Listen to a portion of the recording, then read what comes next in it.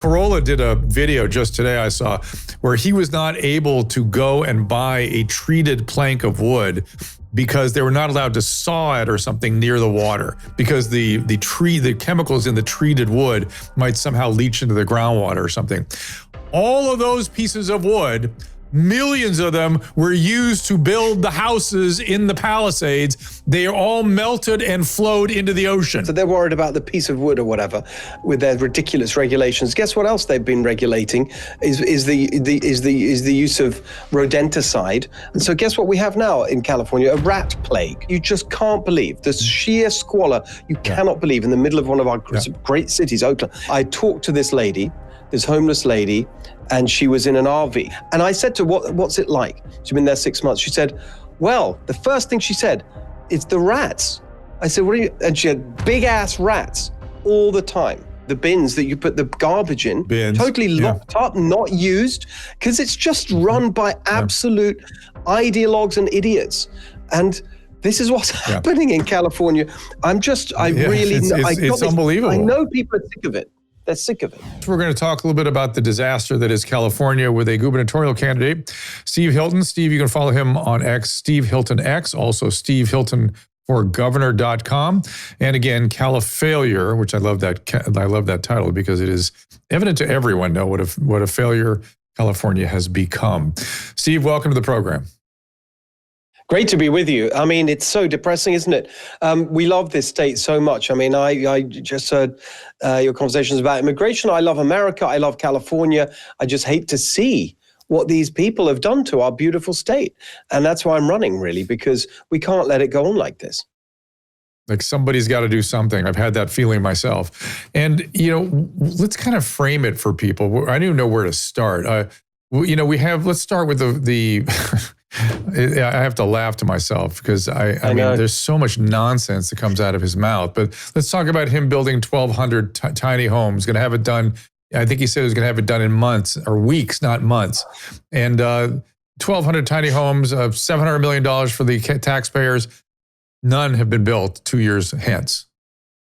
I mean, nothing. This is every single thing. That's why you're right. It's so hard to choose because that's why, when I was writing the book and putting together my campaign now, everything is a disaster. It's uniquely bad.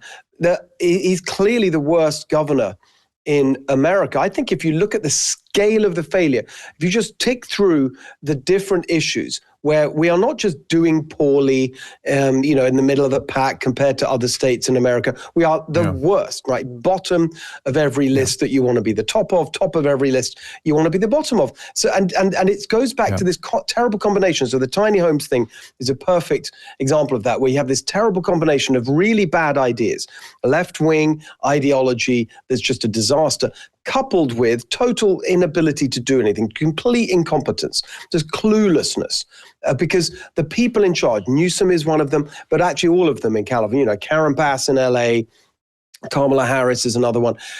After these 15 years now of one-party rule, this is what you get. I've seen it so many times before. It gets very corrupt, arrogant, inward-looking. The people that rise to the top, they don't know how to do anything. It's so odd to me. It's not something that I would have predicted based on first principles of the Democratic ideology. Why does it always end up like this? Well, because they lose touch with it's the combination of the one party rules. So they're not interested any longer in the people, right? It's themselves. It's managing their internal audiences, the unions, and pandering to the activists and all of that. Right. And so it's all about managing the politics and climbing the ladder and pandering rather than solving actual problems. And so they do all this stuff. Anything but to solve the problems. Anything but that. In fact, one of the things I called out Newsom on last week is he went, Trump is worrying about crime in cities. 9 or 8 out of 10 of the highest murder rates in the country are in Republican, or he said red states. And I looked it up, and of course that was correct.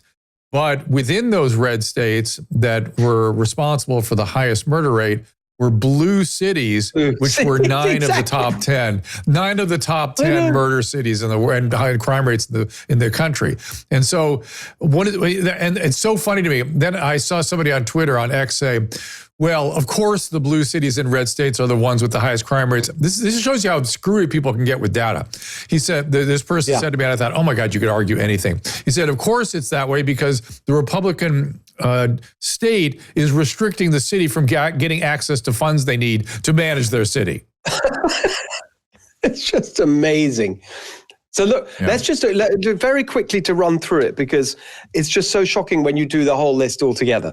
Right now, today, California has the highest unemployment rate in America, the highest poverty rate in America. Very clearly, I'm using the word rate because often Gavin Newsom tries to, get through this by saying, we got the highest number of startups or whatever. Yeah, because we're the biggest state with the most people. Rate is right. Highest poverty rate, highest unemployment rate, highest housing costs, lowest home ownership, highest cost for gas, electricity, water, insurance, worst business climate voted on by Chief Executive Magazine. They do an annual survey, 10 years in a row, the worst business climate. I mean, there's more. Look at education. Third grade reading is, by all, everyone agrees, is the best predictor of students' future achievement, worst results in the country. We were world famous for our education system in California. The UC system, our public schools, the envy of the world. Now we're the worst in America. I mean, and there's more. But that on every single issue, we're not just doing relatively bad. We are the worst in America. And this is what you get from people who are just this combination of ideology and incompetence. It's such a disaster. And that's why, they're very arrogant, these people. I can just feel it in this governor's race, and all the way that they're covered by the California media. They completely assume that they're going to be in power forever, that really this governor's race is like which which Democrat machine politician they're going to put in there. Is it Katie Porter? Is it Xavier Becerra? Is it now they're talking about Alex Padilla, the senator, one non-entity after another. It doesn't even enter their head that a Republican is going to win next year. I'm very confident that I will, because once they haven't faced a candidate like me who's got a combination of policy background. You mentioned my time working in the government back in the day in the UK. Business background. I've started companies on both sides of the Atlantic. I've run small businesses, restaurants. I know about focusing on results. And the media experience. They haven't faced anyone like me. And I just think they're in for a real shock next year because people are sick of this. We can't go on like this. And once you get a really strong alternative out there, I think we're going to provide a real shock to certainly to California, these arrogant Democrat elitists, but to the whole country next year in the election. I've lost so much faith in the California voter. We had an opportunity to put Rick Caruso in to really build things up. Guy knows how to build infrastructure and get things going, and just dismissed for someone who clearly is, sort of representative of exactly what you're talking about. And the same people that voted her in don't seem to me to be complaining loud enough. And I don't know quite what that is. It may be, and so I want to ask you this. It may be that they're running into the California regulatory morass in such a way that it's not really the city per se, although certainly the city doesn't make it better. It's the legislature in this state rather, that is really to blame. So talk to me a little bit about, is that true? For sure the regulatory excess is just spectacular. Corolla did a video just today I saw where he was not able to go and buy a treated plank of wood because they were not allowed to saw it or something near the water. It couldn't be sawed, right? Because the chemicals in the treated wood might somehow leach into the groundwater or something.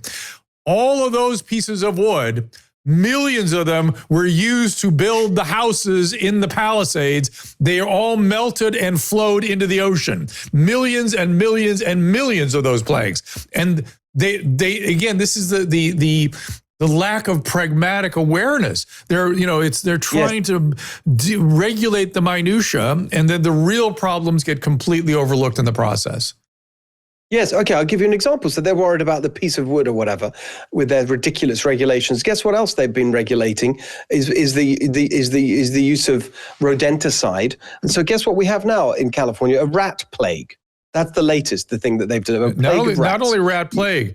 We in 2024, we were the second LA County, second rattiest county in the country, and we may be number one in 2025. And we have no ability to control the rats. We have a bloom of murine typhus, which is endemic here. We have dengue fever being transmitted by Aedes mosquitoes, and we have plague now arriving in the state. And plague doesn't stop. Plague gets going. It's all flea and tick-borne illness from the rodents that we are forbidden to treat or manage, and yet they are blossoming because of the homeless populations. And people, somebody asked me on the media the other day, well, how is this possible? Why we thought we had the plague under control. And you know what I said? Like, yeah, we did. We absolutely did when we managed urban environments. This is an urban environment being unmanaged, completely run amok. Yes. It's like it is medieval times here. It's literally this morning. Right. This morning, I was in Oakland. So I live in the Bay Area. I went to Oakland because I was so shocked. I actually just on my way to some campaign events last weekend in Sonoma County, stopped for gas just off the freeway. I encountered something that's, I mean, I've seen a lot of this, and just as you have, you know, and the homeless encampments, the squalor, whatever. I saw something, the scale, which was worse than I'd ever seen in California, and I wanted to show people. So I went back today and I shot some video. We'll be putting that out on the social media channels probably today or tomorrow at Steve Hilton X. And while I was there, I talked to this lady, this homeless lady, and she was in an RV. And right, like her view, as it were, from her home is this pile of trash, like you just can't believe. This sheer squalor, you cannot believe, in the middle of one of our great cities, Oakland. And I said to her, what's it like? She's been there 6 months. She said, well, the first thing she said, it's the rats. I said, what are you? And she had big ass rats all the time. And and then she pointed out, just beyond the fence were a bunch of, you know, garbage, you know, the bins that you put the garbage in, totally locked up, not used, because it's just run by absolute ideologues and idiots. And this is what's happening in California. It's unbelievable. I know people are sick of it. They're sick of it. They're sick of it, but it's like they're blind to it. It's so weird. And to me, of course, I'm watching my patients die on the streets. They have terminal illness, they have terminal mental health and brain diseases, addictions, and they're being allowed to die at the rate of 6 to 8 per day here in LA County.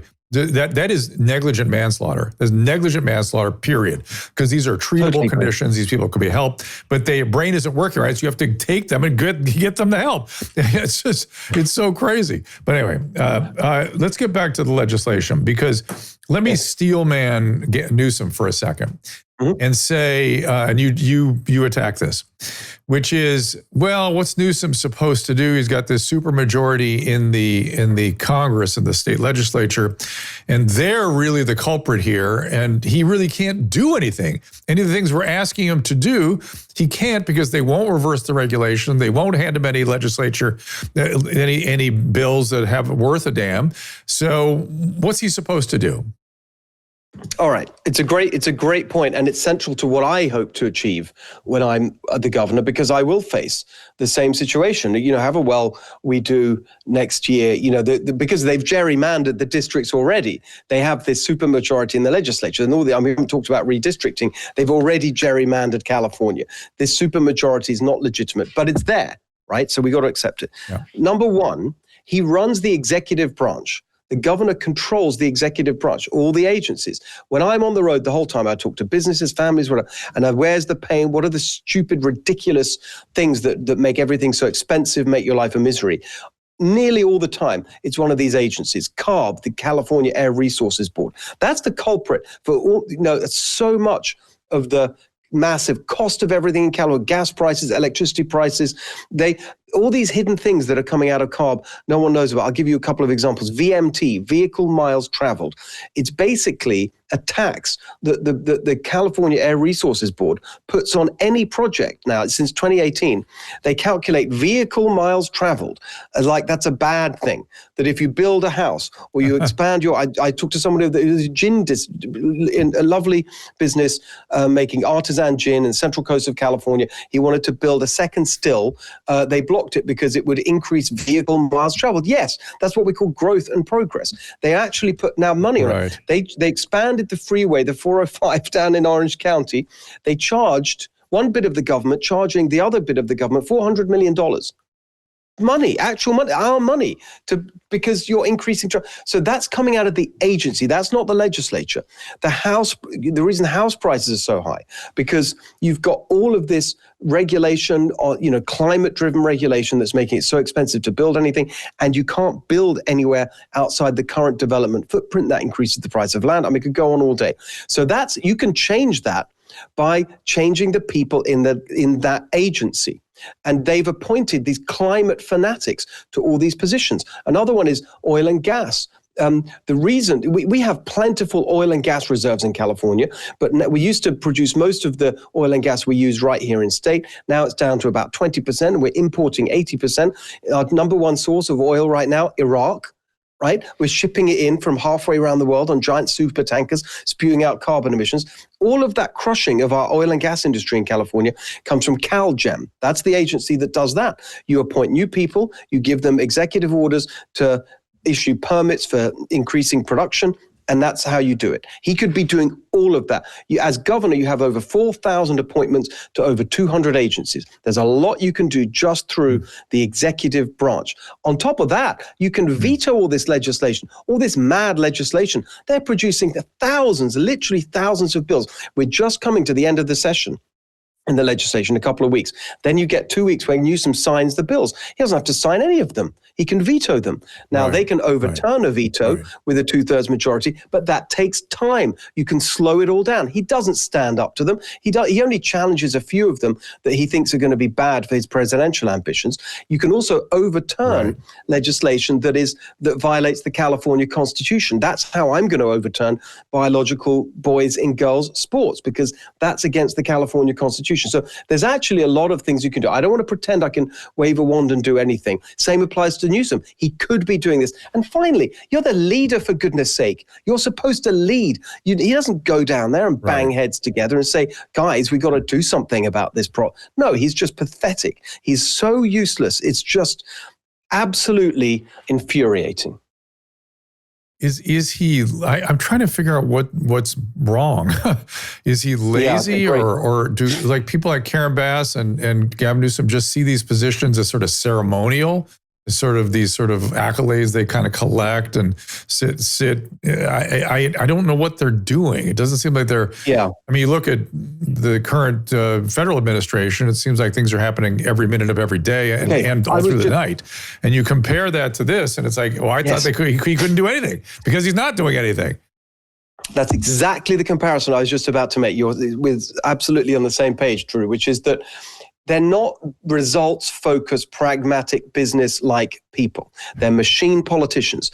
All they care about is they think. I'll give you a couple of examples. Right? It's a beautiful example. In a way, it's a small thing, but it illustrates the point. Karen Bass, I don't know if you spotted this, a couple of months ago now, she did this thing on permitting about 4 months after the fires, and she puts out the social media post. I remember this is exactly the words said. From her account, I have just signed an executive order streamlining permitting to help rebuild LA. I remember that. Right. And okay, good. 4 months late, but at least you've done it. It was above a video of her from the press conference. So I thought, okay, I'll see what she said. You watch this is what she actually said. I have just signed an executive order tasking agency heads with developing paths forward to streamlining permitting. Like nothing. Oh my God.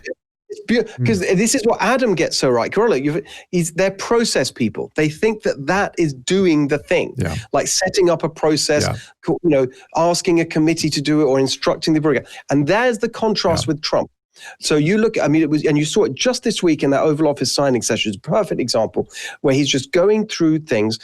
And that's what I always said about Trump. He's not an ideologue. He's a problem-solving business guy. Here's the problem. How do I fix it? Builder. Have you done it? And actually, the final thing I'll say is that that's why I get on with the president. Well, my stepfather was a builder. I spent my childhood on construction sites. When one of the jobs that was the most formative for me back in the day in England, I was the project manager for a construction company. And you go to the site and you have to say, well, is it done? If that's not done, that can't happen. Give me a straight answer. You've got to be practical. And these people are just nothing like that.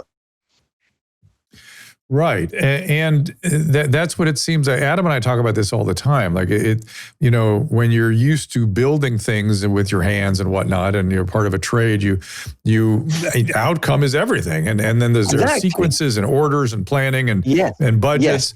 And you get the results. Anything that gets in the way of the endpoint is a waste of time, literally a waste of time. Exactly. But I think there's even another psychological thing in here, and Adam taught me about this too, is that because his mom was very much cut from this cloth, is they hate competition and they fear authority. So if they want to be loved by their constituency, they dare not lead. Yes. Exactly. It's exactly right. And that's why they say all these things and they want to pander and they always want to get you on side.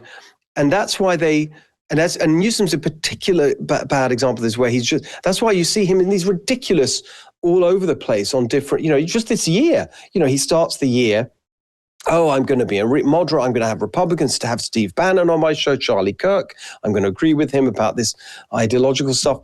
And then the next minute, actually, that didn't work. Okay, I'm going to be the leading sort of anti-Trump. I mean, it's just because none of it means anything. It's just whatever pleases.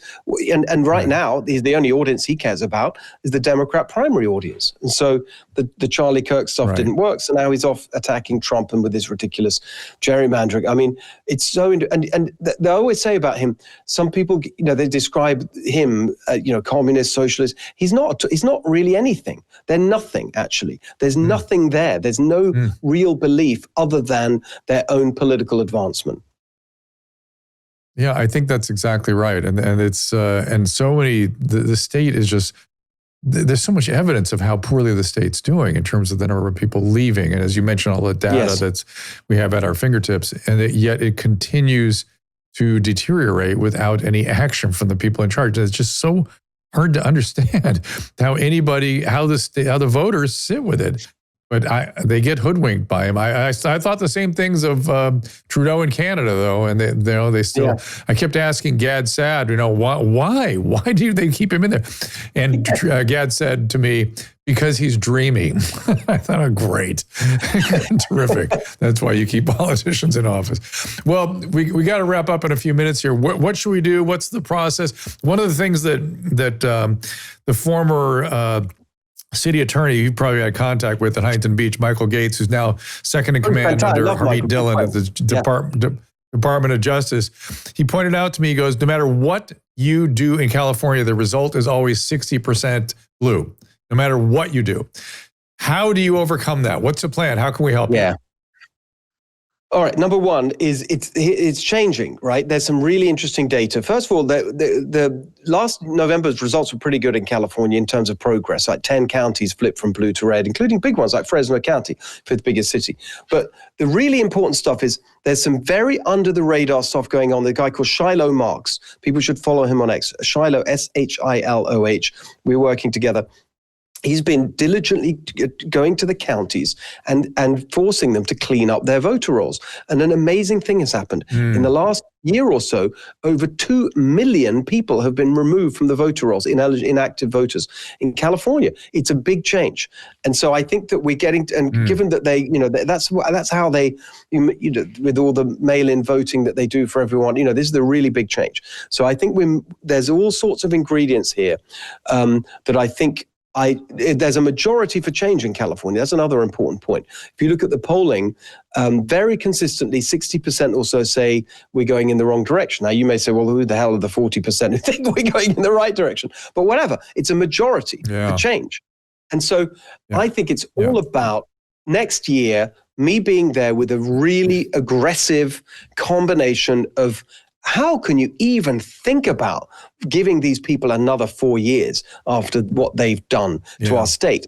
and a positive, common sense, non-ideological, very pragmatic alternative that's just focused on lowering people's costs. My plan for $3 gas, single family homes, cut your bills in half, simple things that will get, in particular, the formula I think is a little bit like you saw with Trump nationally, the working class, because they've been hammered the most here in California by these policies. Yes. And I think that is really the focus of what I'm talking about. Simple, practical things to just make life easier and better for working people. I get where you're going, but I think you need to, because there's a lack of trust by marginalized and underserved communities of the Republican Party. I think you have to go and market your case with very specific plans. Like Corolla had a great idea, which is we have this need to build like crazy in the Palisades. Why don't we take all the kids that are economically distressed? There are no black kids out there on the construction sites because they don't get the training. Let's get them trained on the construction sites in real time. They can be union members. They can be trade. They can have lifetime jobs. They can own their own businesses. There's things we can do. They don't trust, for some reason, people don't trust that these pragmatic solutions can help them. But those are the only things that will help them. How's it been going so far for you with these other guys in charge? Funny enough, I've been thinking exactly along those lines. I'm talking to Mike, yes, 100%. That's how we do it. Really simple, practical things that will just obviously resonate with people who just are sick of this. The really sad thing is I'm on the road the whole time. We do hundreds of events, thousands of people, and I see it in their eyes, whether they use this word or not. The main thing I get from people is just what a struggle it is in California, just to live, to exist. Oh my God. You're running it's a struggle. Everything's such a struggle. And that's what we need to do.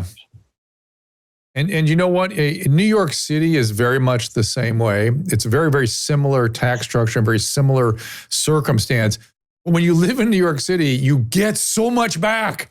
You get parks and transportation and all kinds of things, trash and things that work. Yes, it's impossible to live there, but they're giving you stuff back. Here you get rat blooms and typhus and plague and nothing. And fire. You literally get nothing. That's the part that because I've lived a lot of my time in both places, I see the difference. One day I started thinking, why am I not disturbed about paying these New York taxes? Like, because there's something here for me. They give me something to, and everybody feels that way, even though it's a struggle. You don't feel the desperation of I'm struggling for what? This is the most beautiful state in the country. And we all have roots here, and this is why we stay here. But that's the only reason. There ain't nothing coming, nothing good being done by the government. They're doing everything but governing. Steve, I appreciate you being here very much. We'll look forward to checking in with you again and seeing your progress. And I'm following Shiloh already, so I'm very good. All right. Thank you, Drew. See you soon. Cheers. All right. Steve Hilton, good to see you too.